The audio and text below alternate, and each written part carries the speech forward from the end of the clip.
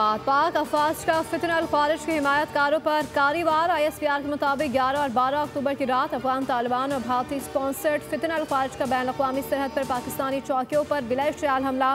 पाक फौज ने हमलों का भरपूर जवाब देकर दुश्मन को पसपा कर दिया। मौसर जवाब में 200 फितन अल खारिज और तालिबान हलाक हुए, जबकि पाक फौज के 23 जवान शहीद हुए। फौज पाकिस्तान ने हक़ का दफ़ा इस्तेमाल किया, हमलावरों को पीछे धकेला। सरहदी कैंप तबाह, अफगान तालिबान के तरबियती मराकज़ गैर फाल कर दिए गए।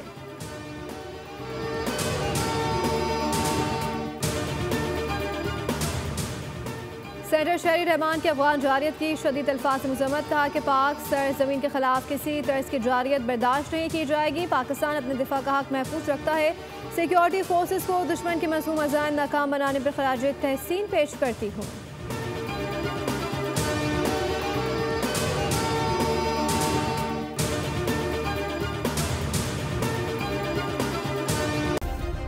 सब्सक्राइब करें और बेल दबाएं ताकि कोई खबर रह न जाए।